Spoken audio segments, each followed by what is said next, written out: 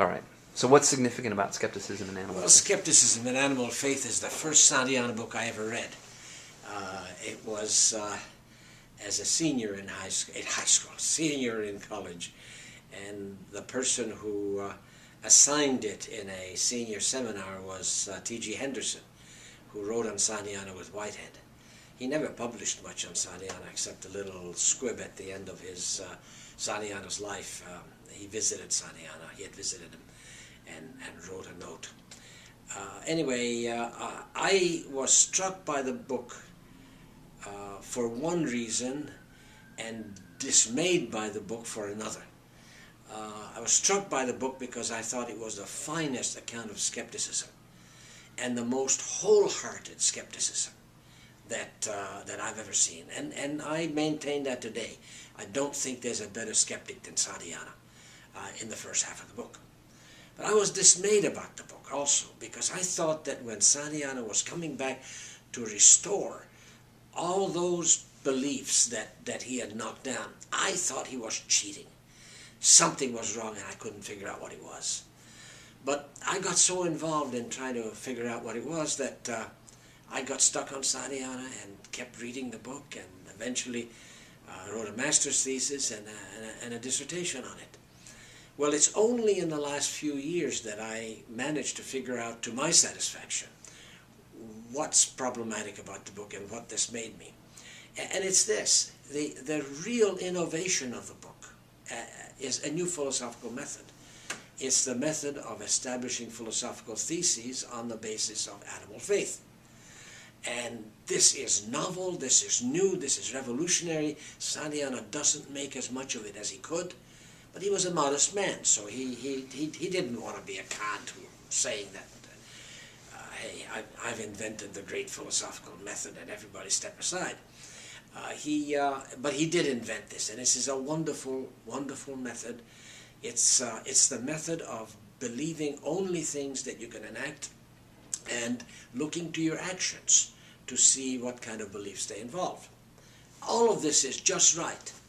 What's not right about the book is that Santayana wants to build up from the bedrock of essences all the way to truth and spirit. And he wants to build that up little by little just as he tore it down. But building up that way is not the way that the method of animal faith works. The method of animal faith is a method that gives you the most generic beliefs that we have implicated in our actions. And therefore, it's got to begin with something like the realist manifesto, the realist assumption that we all make, namely that there are things outside of us.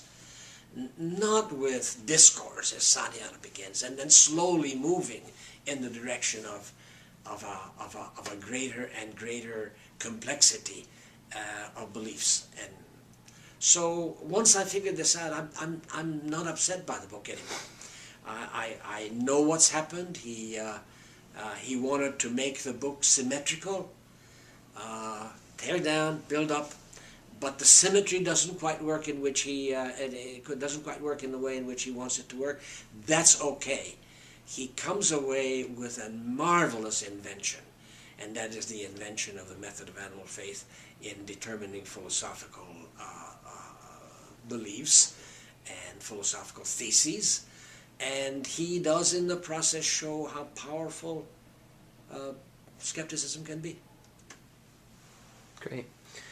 Are there books that you think by Santayana that are weaker than others?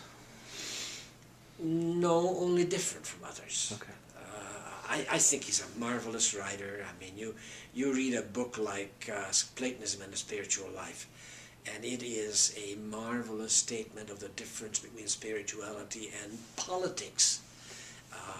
So you got to distinguish the moral life from a life of spirituality, if it's possible to lead a life of spirituality. Marvelous book, very short, but right to the point. Even a book such as Dominations and Powers, which is literally pieced together out of materials over many decades, even that is full of light, full of insights, and sufficiently annoying to people to be very pleasing to me. One book that I anticipate people dismissing, because I've heard them do it several times, is Egotism in German Philosophy. What can be said about egotism? Well, it was one of those books written during the First World War. Dewey wrote one. Everybody wrote one. Only the dead, like James, didn't write one. They were really angry at the Germans, and of course you fasten upon German philosophy, 19th century philosophy, and dadgummit, for good reason. 19th century German philosophy is chock full of all kinds of very bad ideas. Ideas of jingoism, of fake development, of historical, of history, developments of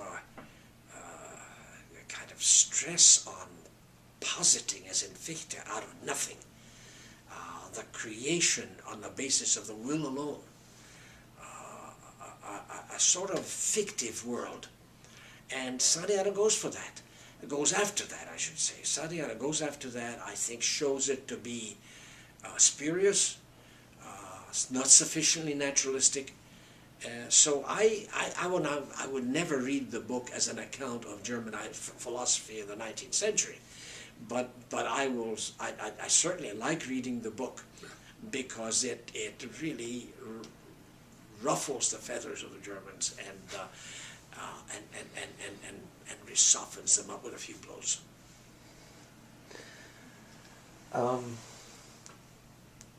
Do you have comments for on The Last Puritan? I have maybe, of all of Santayana's books, I have the greatest difficulty with that, and I know that many of my colleagues and friends really appreciate it.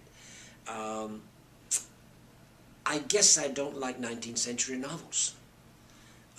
There is a lot of description in there. There's a lot of description of ideas in there. I'm a simple-minded guy. I like to know where a guy stands. And it's hard to figure out sometimes in The Last Puritan as to where Santayana stands.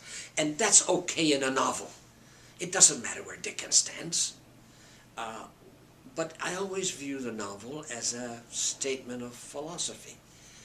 And as such, it's probably my mistake to do it, because I've got to view it as a work of literary art and not as a work of philosophical reflection.